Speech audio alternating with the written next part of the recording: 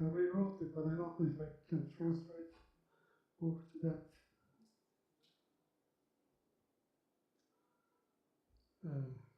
Yeah, I can try to use it. So what happened is we came down to, let me just go back and maybe if I can just put my file here, it will be easier and not bother you with the other things here today. Let me do that.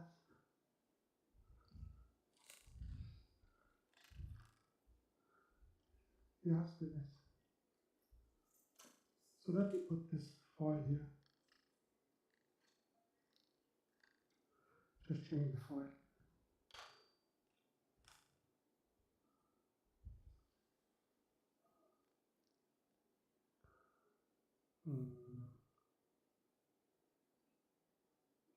Copy.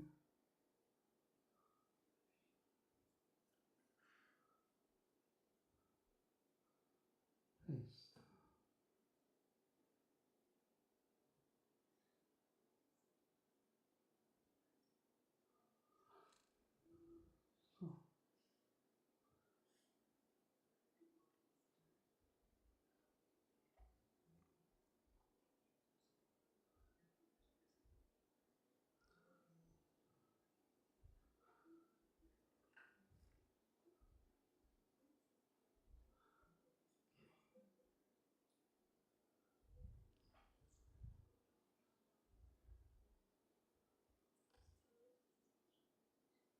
So I change the file just to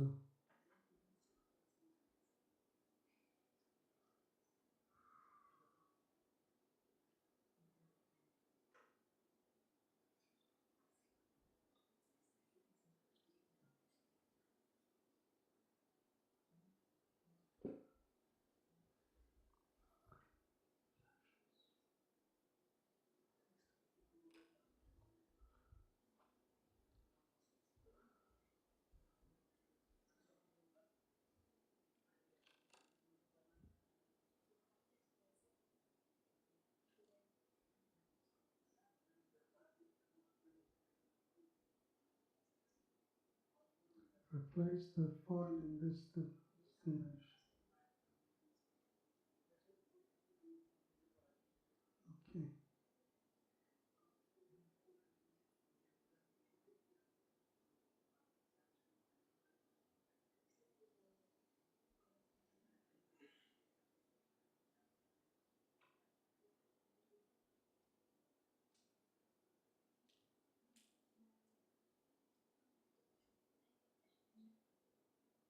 Yes, this is it.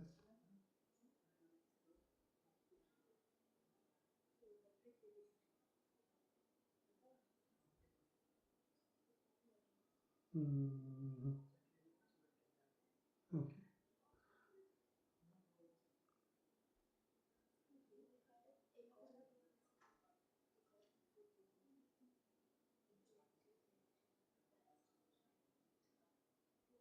Have we eject this? Anybody who's good at this? What? Ejecting. Eject? Yeah. I want to eject the flash. The flash drive out. It has to be done. It done. No, you have to go to my computer. Okay, I don't know. I don't use Windows. So.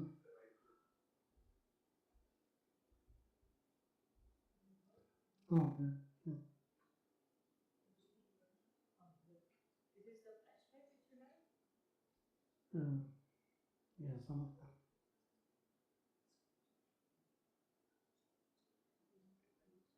I can just take it out. Yeah. Yeah, right. You shouldn't do that, but that's okay. From time to time is okay.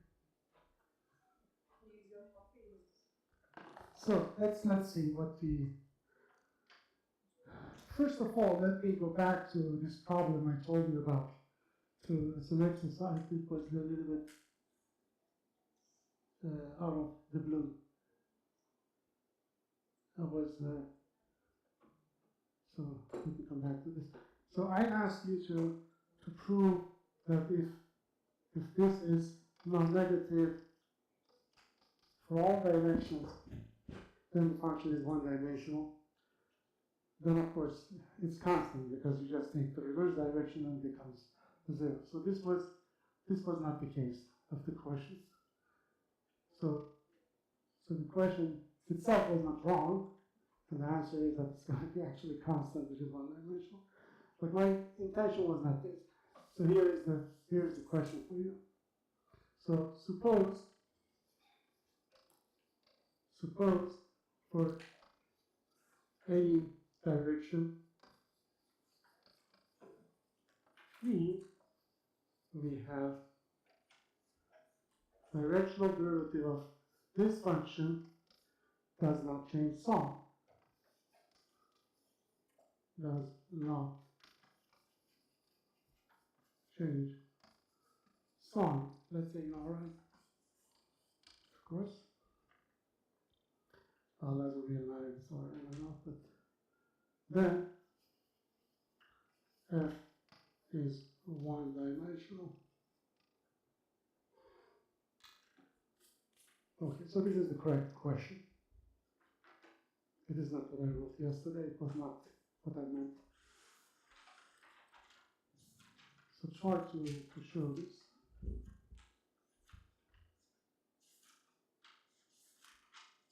So let's go back to where we finished. And the proof I started with a little bit of flows. So I changed it yesterday evening to actually a proof which is simpler.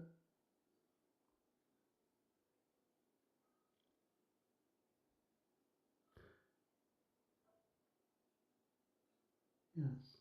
So let me go through it completely so we can see. Okay, you have the conclusion that any blow-up limit is homogeneous of degree 2. Do you recall that part?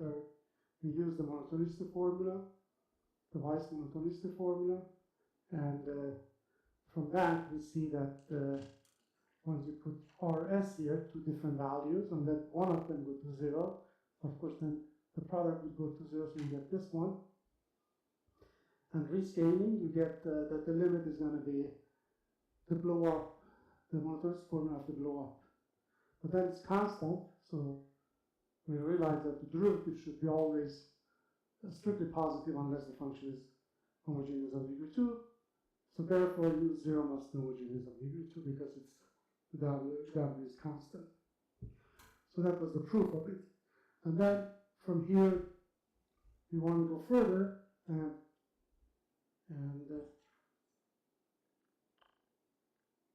why is it working? I think it needs the stick. You forgot the stick. I think there's a stick you should have. Yeah. So where is the stick? Oh, okay, inside. Okay, now it should work. Thank you.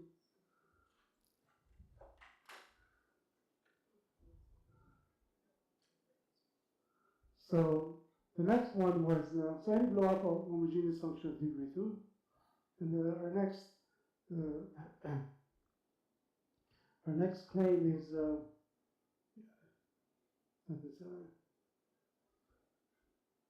yeah. So I want to prove basically convexity from it, and then we'll actually get polynomial dimension one-dimensional function, or it's a polynomial. So let's see how it works. So the solution would be something like this, or it will be a polynomial. This is sort of half polynomial.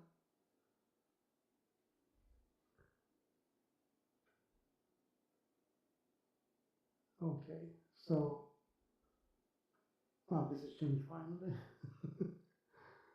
Laplace of u0 is 1.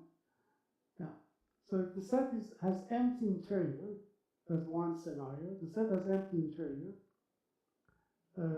Then we realize that Laplace of u0 is going to be 1 almost everywhere, because the free boundary has measure 0, so we can just ignore that. And there's no interior, so that's it, nothing is there. for the Lebesgue measure.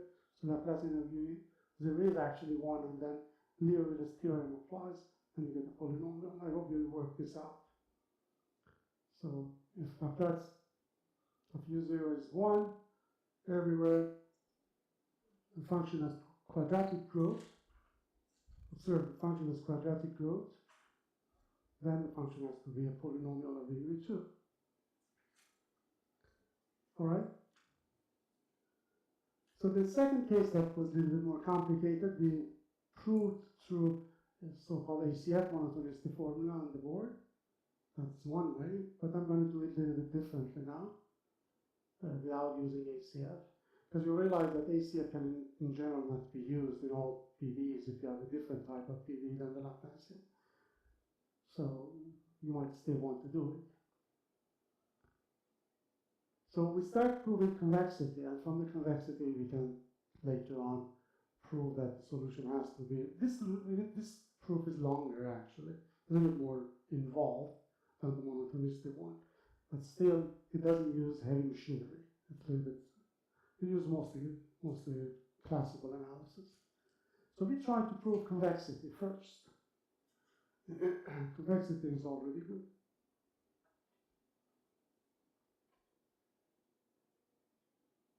Okay, so we want to prove that any global solution U0 is convex. This is actually not necessarily only blow-up solutions, but generally global solutions, which of course have quadratic growth. They will be convex. Okay, so what we did yesterday, we know already that second derivative is bounded. So let's say bounded from below by constant minus c. So there is an infimum value for this. So the second derivative of this has an infimum value, we call it minus m. That was the sequence that converged to the minimum or infimum value. Let us scale it. So we did scaling. We took these points, were sort of wandering around, and then they go to either boundary or they go to infinity. What you do, you scale it. You take it and you scale to the boundary, and you make it, if it's small, you make it bigger. If it's huge, you make it smaller. Depends on what dj is. If dj is less than 1, you scale it to 1. If it's much larger than 1, you scale it back to 1. So the idea is to bring down all the time xj to center origin, shift it.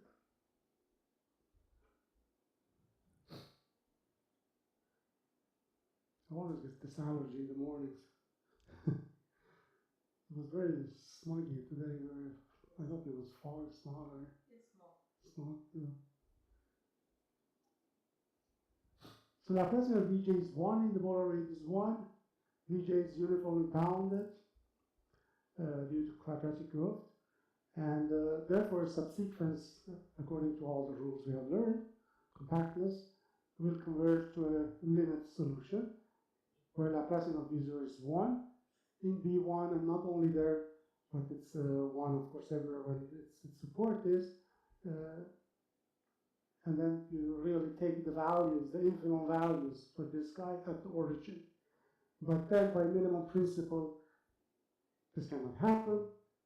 This function has to be exactly minus m constant. So second derivative in this direction is constant, and then we will prove that this cannot happen if V0 is coming from a PD that we're talking about. So take that connected component when this happens. It doesn't necessarily have to happen everywhere, but there is a connected component. It must be other component. Could be other components, something else happens, I don't care. So what we do, if there is a component when this happens, at least one of those components, which contains the B1, then we just ignore the rest. We can actually redefine our function, consider it 0 outside. Okay, so, because that I'm going to use, so think about it.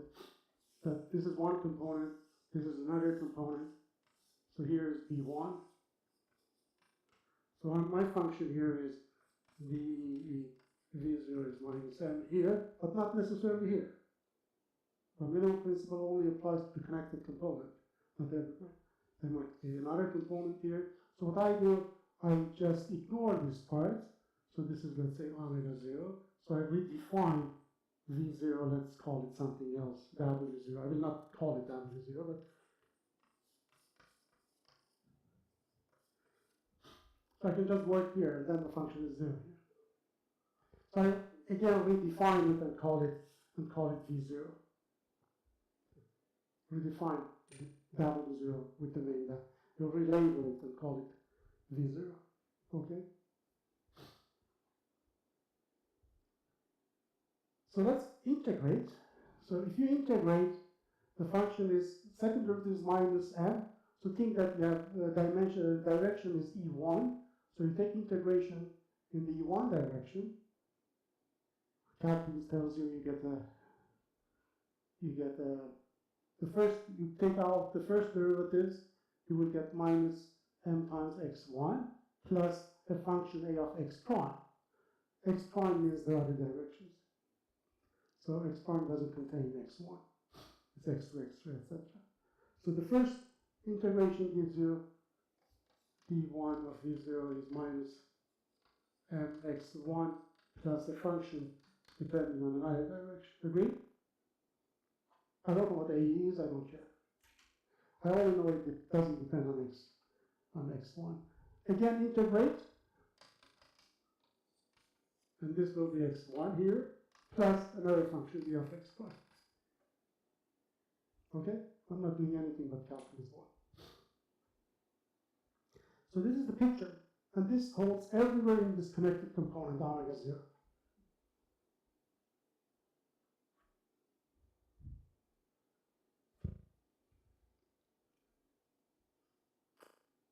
Okay?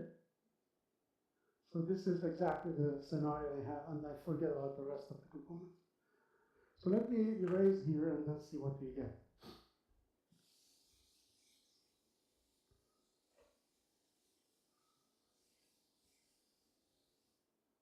So what I have is the following. I take a point, call it C, in the set where the function is strictly positive, and then I go along this direction.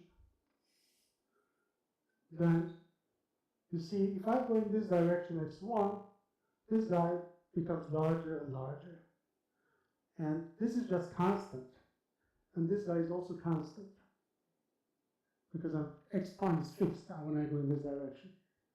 So what happens is that x1 becomes much larger. Eventually, x1 to power 2 becomes much larger than the linear x1. So after a while, I have to hit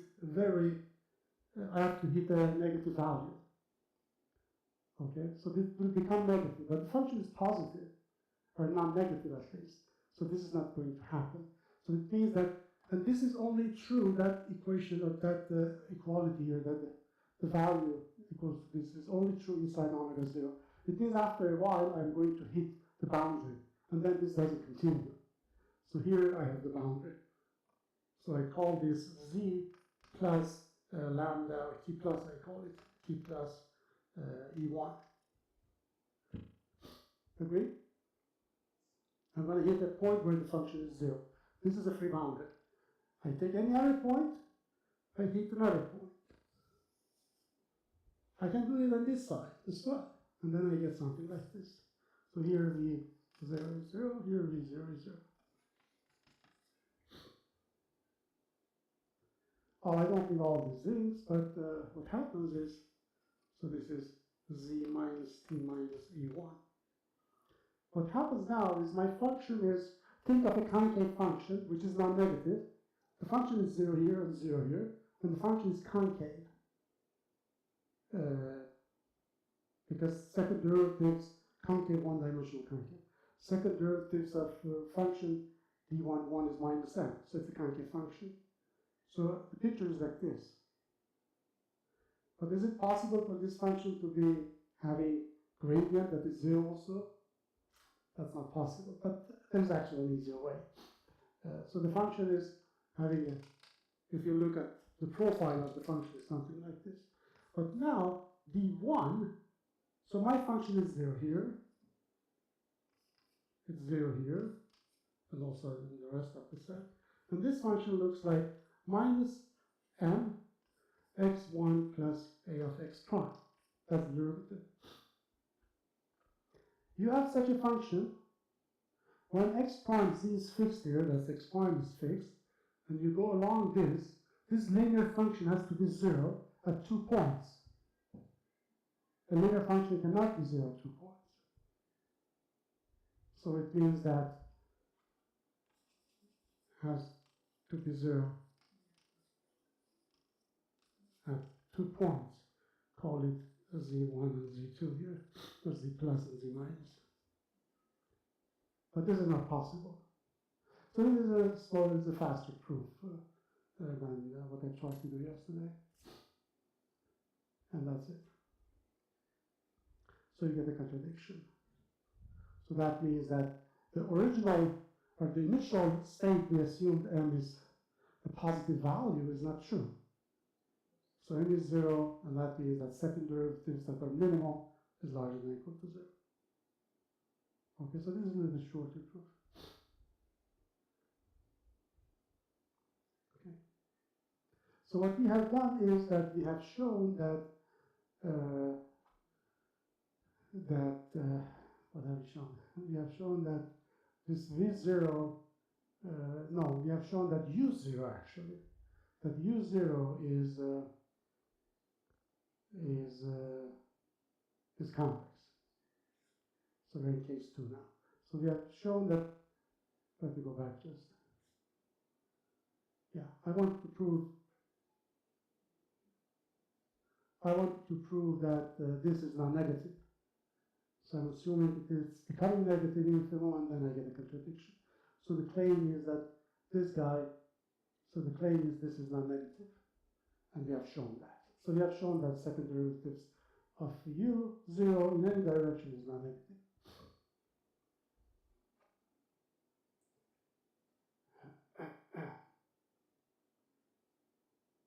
So now u0 becomes convex. So now this part is a little bit tricky. So let me do it carefully. It's written in a very without any detailed explanation. So let me do it on the board.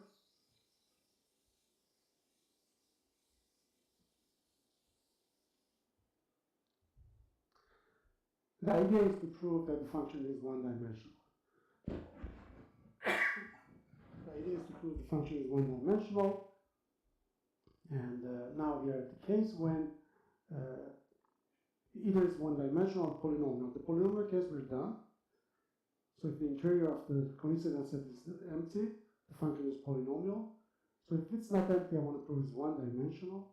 And so far, I have proven that my function is, we started with a blow-up solution, so it's homogeneous. It's convex and homogeneous. And from convex and homogeneous, I claim it has to be one-dimensional. Now, the picture is like this. The set when u0 is 0 is a convex set. Because u0 is convex, so its level sets become convex. So the 0 level set has to be convex. Okay, that will be an exercise for you maybe. So a convex function has 0 convex level set. So the 0 set is a convex set. It could be bounded, unbounded, I don't know. The function is homogeneous, so it has to be unbounded. So you have a cone like this, well, convex.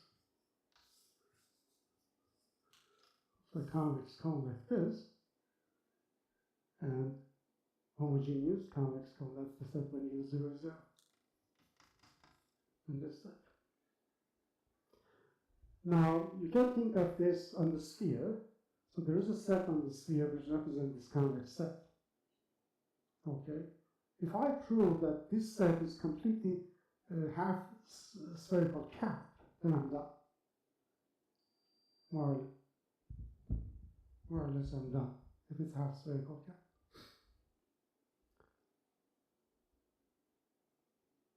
Now, the scenario is like this. If I take a plane, you can think two-dimensional. Think two-dimensional. So if I take a line like this, there's a supporting line. Since this is convex, there's a supporting line. And if the supporting line here coincides with the boundary, then it's a half plane. If it doesn't, then you will have something else also. So is the picture.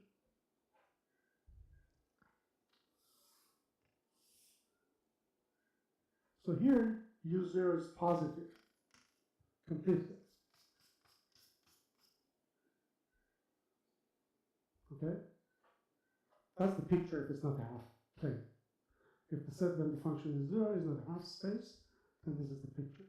Now, what I want to do, well, it's sort of explained there, but I don't think that, I don't think that's enough explanation. So what you do, you take a direction. You take any point here and take the direction here like this.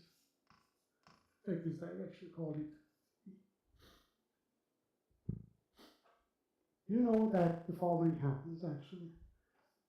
dE U0 is not negative. Why is that?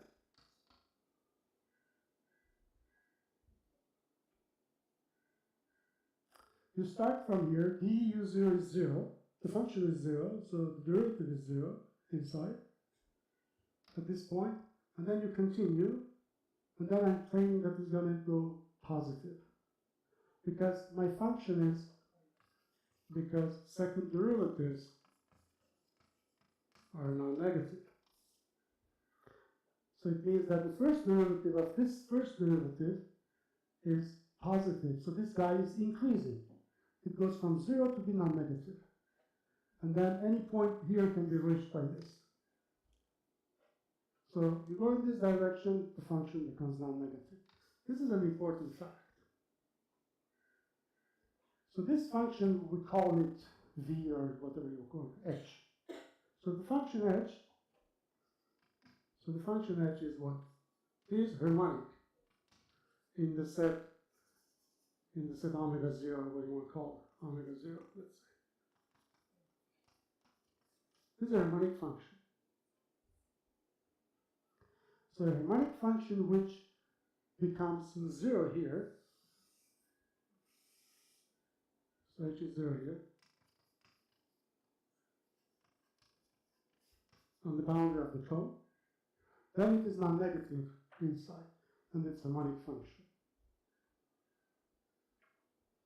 And the cone has an angle which is less than pi, sort of, in all directions. Well, let's say at least one direction, not all directions. Because it's not completely half plane, half space, so there is at least one direction the cone is having a smaller than pi degree opening of pi. So what you do, you take a plane, two planes like this, in this direction, and make it two-dimensional barrier. Okay? You're not used to that, you have to think it like this.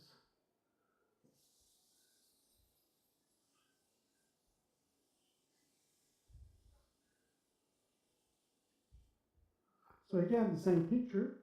So you have your cone here.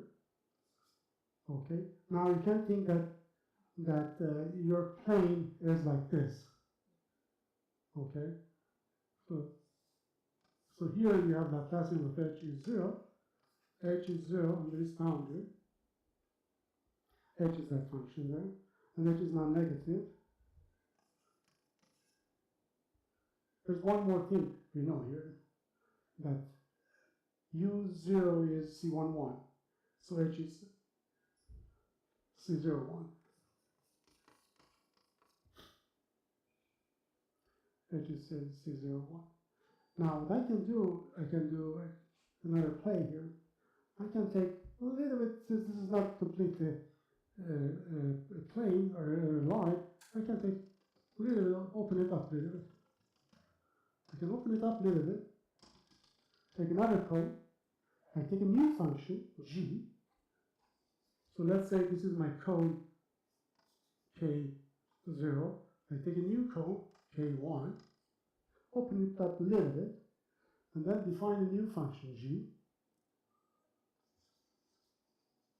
Define g such that Laplacian of g is 0 in k1. So this is k1 complementary. So let's say this is k0, it's easier. And this is k1. In k1, g is 0 on the boundary of k1. G is harmonic. And then G is homogeneous. You can actually come up with what? Come up with that G is explicit. You can actually have explicit two-dimensional. You can use this, we played around with z to power alpha, the real and imaginary part of that. The first day maybe we did that. So use complex analysis. Take z to power alpha and then the real or imaginary part and rotate it correctly. For a certain value of alpha, which is less than 1, because the angle is now more open. Okay, if the angle is small, alpha is larger than 1. If the angle is like this, larger than pi, alpha is less than 1. That's the rule. So what happens is that you get a two-dimensional function, which is a barrier, is larger than, is smaller than, g is smaller than h. This is a very good exercise. It might take you a few good thinking before you can finish it. So g is less than h by barrier argument, because you see g is becoming 0 here. H is already larger than or equal to 0 in this boundary. So maximum principle or comparison principle sort of would tell me that this is the situation. I can make this like this. Of course, you have to play around with the mole and boundary values, a little bit of that, just to make everything correct. G is less than h, but g is close to the origin. G is, when you're very close to the origin, g is like r to power alpha. And alpha is what? Is less than 1. But h is Lipschitz, so h is like r to power 1. And alpha is less than 1. This is not going to happen. This is not true if r is too small. So here, close to this point, you get in trouble. So this cannot happen. This is geometric argument, and easy to just derive. But you have to be very careful with the details here. So this tells us that the cone cannot be there. This cone has to be a complete half space. So the conclusion is that the cone has to be a half space somewhere here. Yeah, here. And from there you have that. Okay, well here is the barrier argument. Is very short.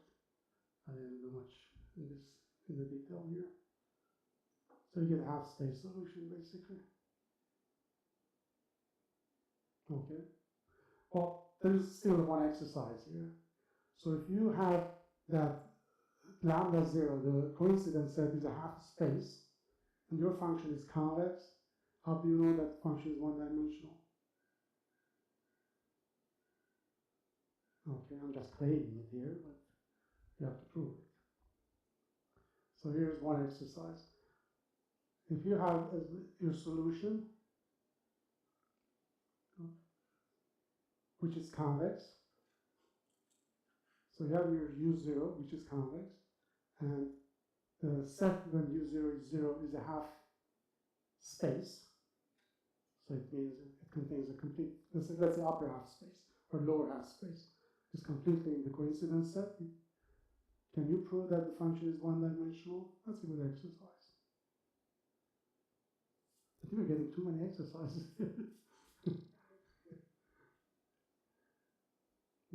Yeah, we left them mostly like exercises in the book, or so. I mean, this is general knowledge basically.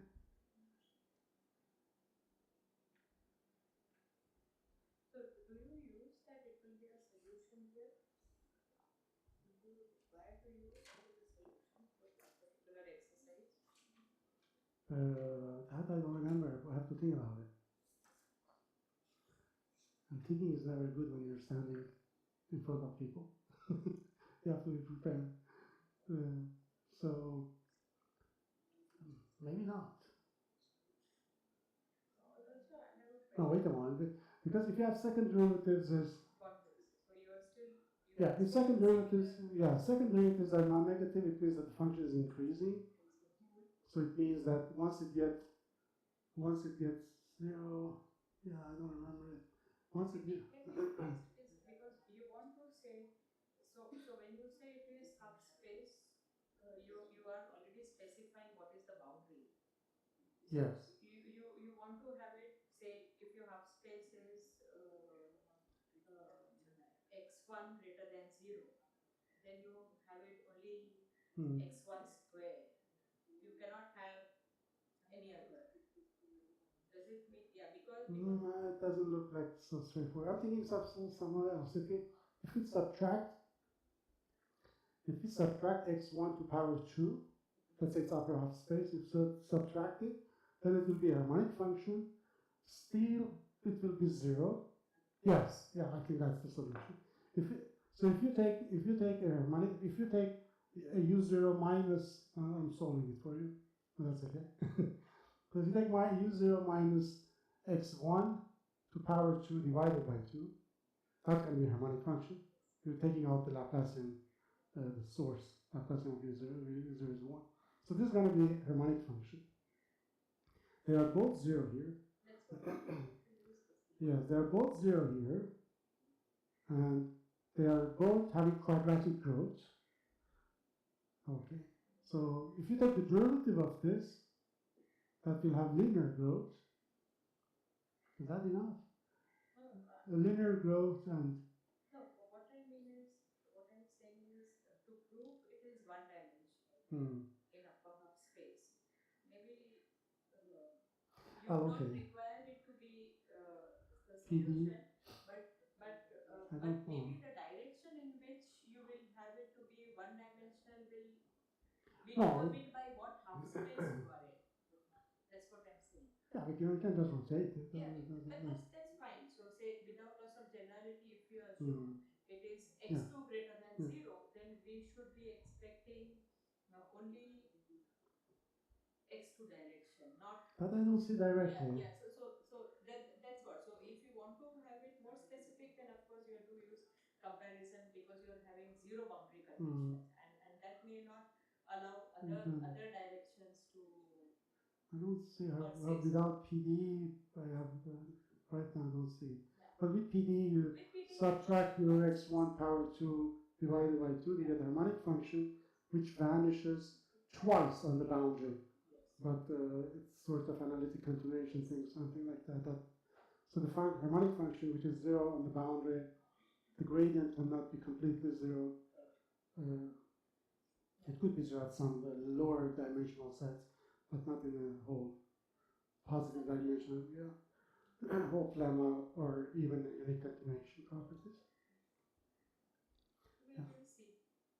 That's the easy way out. Yeah, let's check.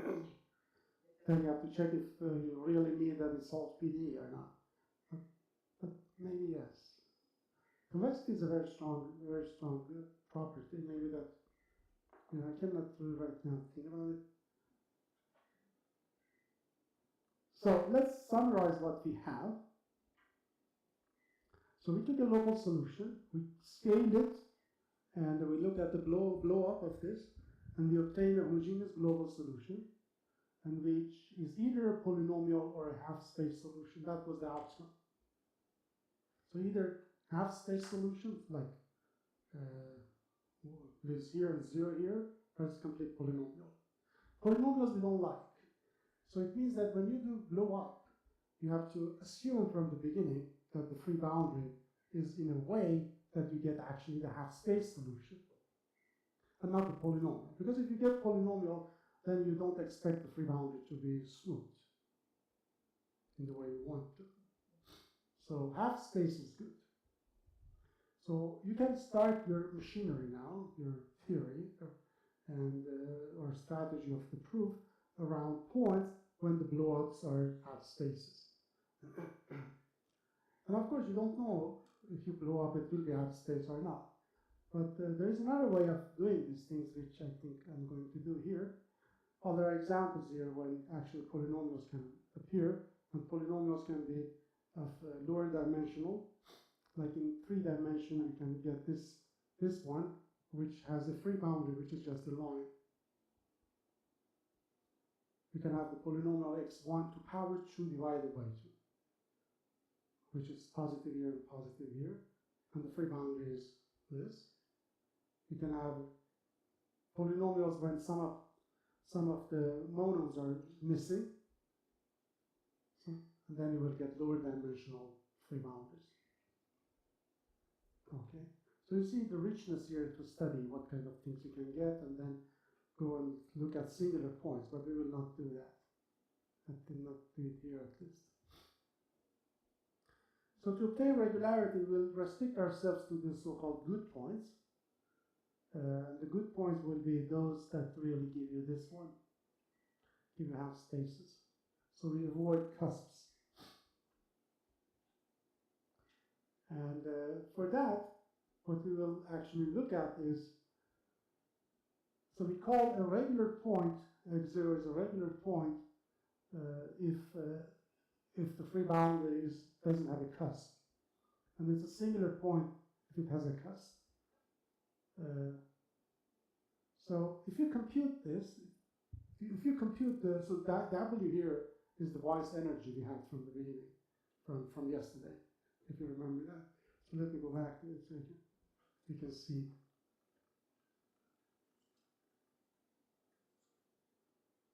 So the Weiss energy is this guy. So this is the Y. This is easier to look at this one, because the scale version. You don't forget about it. You don't need this n plus 1, n plus 2, etc. If you look at the scale version of it, it's much easier. So if you look at the Weiss energy and we let R go to 0, and you can actually compute it, when R goes to 0, the integral actually becomes something like this. Since it's homogeneous, the blowout is homogeneous.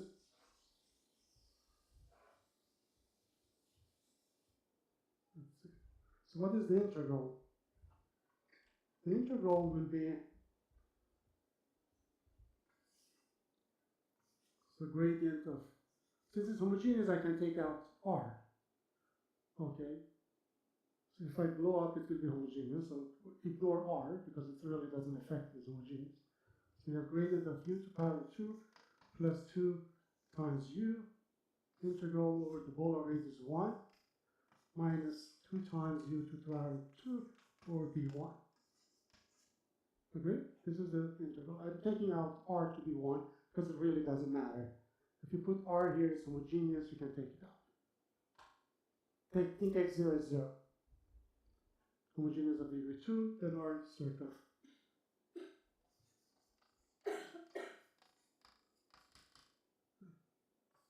Actually, right. If you homogeneous,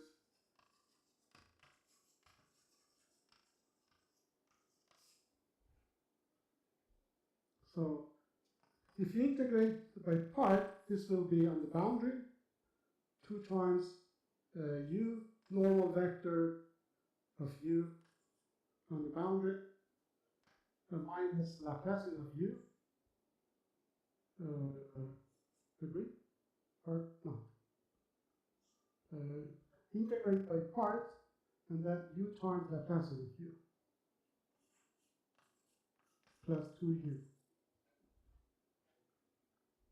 And this is just 1, our characteristic function, but the product, so it will be u times 1 basically.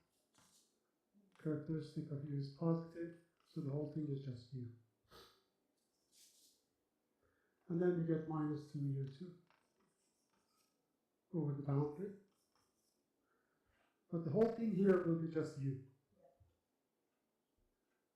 This guy disappears with this guy. Try to prove it.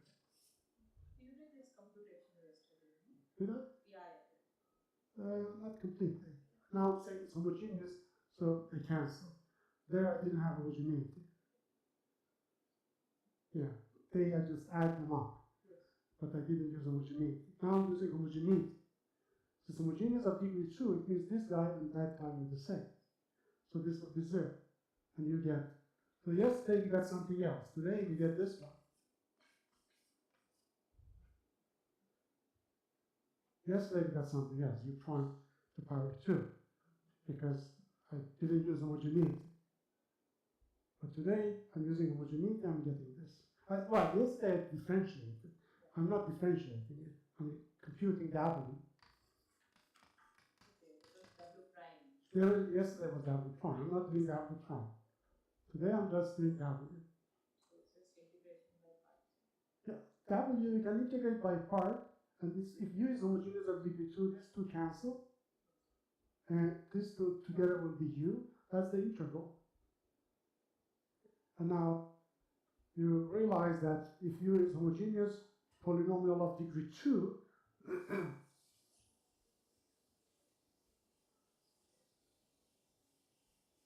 so you see that if U is polynomial of degree 2, then you can actually do like this. So Laplacian of U is 1 basically everywhere. So this integral over B1, I want to replace it with a better polynomial. To take any polynomial, so this integral U over B1 is Laplacian of any polynomial P, which is 1. Any polynomial which is 1, Laplacian is 1, and then minus Laplacian of U times that polynomial, plus Laplacian of U, that polynomial. Okay, just compensate. And this is going to be 0. And this is 1 over B1. Well, this is just integration by part. Integration by part, you go on the boundary, you use homogeneity of degree 2. P is homogeneous of degree 2. P2 homogeneous. Polynomial's Laplacian is 1. You can actually replace it. Because on the boundary, it will be normal derivative. Normal derivative of this is degree 2, you're going to get 2 times P back. For this, you're going to get 2 times U back. It's going to be the same thing, and they disappear. So you get P. So for any, if you use polynomial, you're going to get this back all the time. And then, if you use half polynomial, another possibility is half polynomial, you're going to get half of this back. And now, because you can choose P to be specifically be 1/2 x1 to power 2, not with the plus here, complete polynomial. This is exactly twice. This is exactly twice when you take half polynomial by symmetry. So the energy, so Y's energy at 1 for polynomial x1 plus to power 2 divided by 2 is actually, we call it alpha n divided by 2. That's exactly half of when you don't have this plus. And for the polynomial, it's actually alpha. Alpha n is a constant written here, it's not important. The notation for It's rotate, yeah, you can, for anyone, yeah, we have the same thing. So this means that you really get a good grip on this by energy.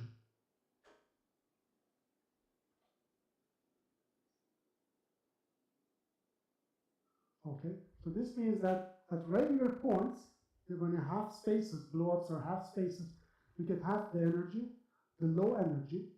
This is the first thing I told you about, the energies. Okay, now we're coming back to it. And at singular points, you get the double of that value. And this is good information. If you have a point when the energy is low or high, it can sort of tell you. You usually cannot say about high energies. If a point has high energy, because high energy might be several, here we have 2 of them, but there are examples in other type of free boundaries, you might get several values. So in low energy points, so when you get the lowest energy point, that's the best point. That's always a smooth surface.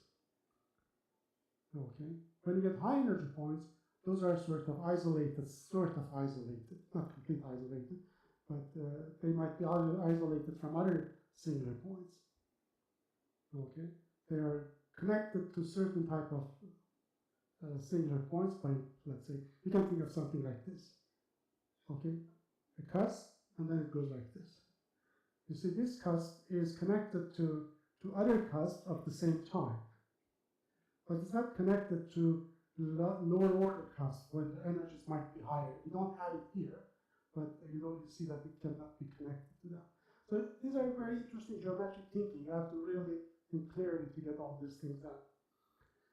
But good news is, if you have lowest energy, those points are always good points. You have good regularity. Partly it has to do with if you have a low energy, we'll soon see a little bit of that. If you have a lowest energy, then your functional value at that point is smallest value. When r goes to 0, think it as a function. When r goes to 0, you get the lowest value.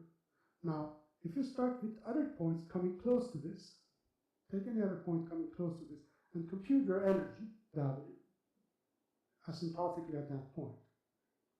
That energy cannot be larger than this value in the limit because of upper semi-continuity of the energy. Okay?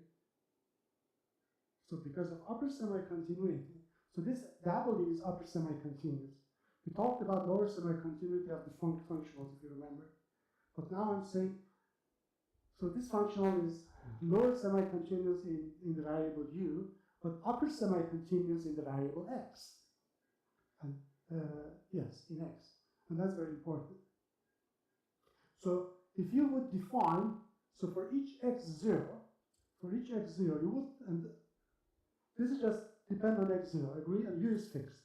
This depends only on x0, because I go in the limit. That's a function of x0.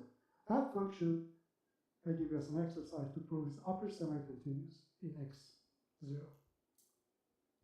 So prove the function w, 0 plus u x0. So 0 plus is already fixed, u is fixed, x0 may vary. That's an upper semi-continuous function in x0.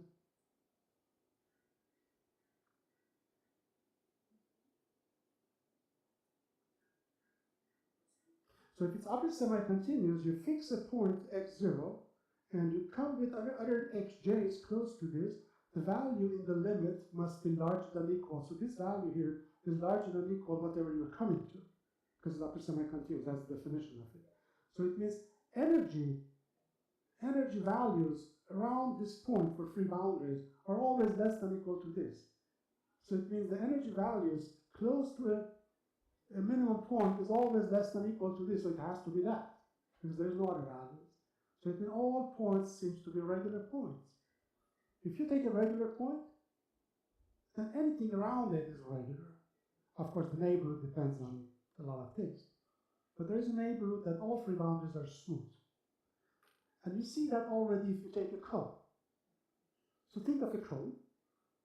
The vertex of the cone, that's a singular point. Think even two-dimensional cone, which is like a cylindrical. Okay, so you have this shape. So you see, if you take a smooth part of the cone, you cannot come with singular points close to this. It's always away. However, how close it is, it's still away. But if you take a singular point, you see that you can come with regular points close to it. You can come with other singular points close to it. But if you take a regular point, you cannot approach it with anything else but regular points. So that means that regular points are open sets. So regular points are relatively open in the free boundary setting. And it means that there is a neighborhood that all points are regular, and now you're in good shape. The question? The Sar's theorem, it reminds me of Sar's theorem. Sar's theorem, I have to remind you about that. Set of critically points of measures u or something. I don't know. If it's connected, yeah. It's a different thing, yeah.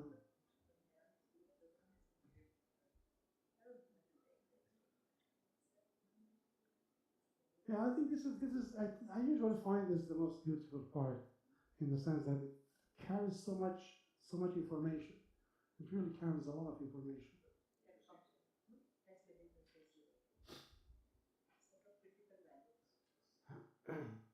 Okay. So the conclusion is that if x0 is a regular point, then we have this balanced energy value, and this happens for half-space solutions. And you blow up, it has to be a half-space solution. There is no chance otherwise. So I will stop here, but let me just say what this means. It means that if you have a half-space solution, you zoom in, and then you take all this little ball, make it like V1, then your solution is very close to x1 plus to power 2 divided by 2. So it means that your function u r, but you have the scale, is very close to this half space. In some norm, I'm taking the L infinity, it's actually much better. I think you can make it C1 alpha. I think I'm going to use maybe C1 alpha very soon. So this norm is extremely close. Whatever epsilon you give me, I can choose an R, much smaller R, so that it's so flat that the difference is less than epsilon. Even in C1 alpha norm, actually, because convergence is actually C1 alpha. Okay.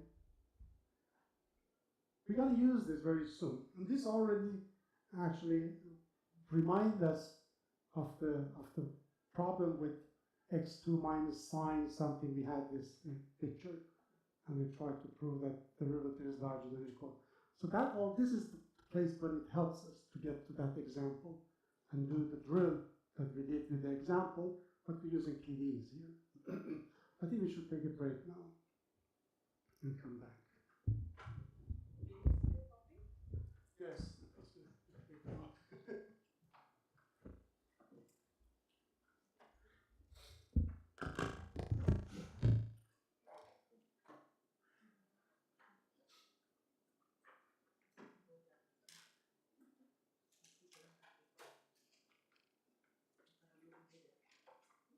So I send you.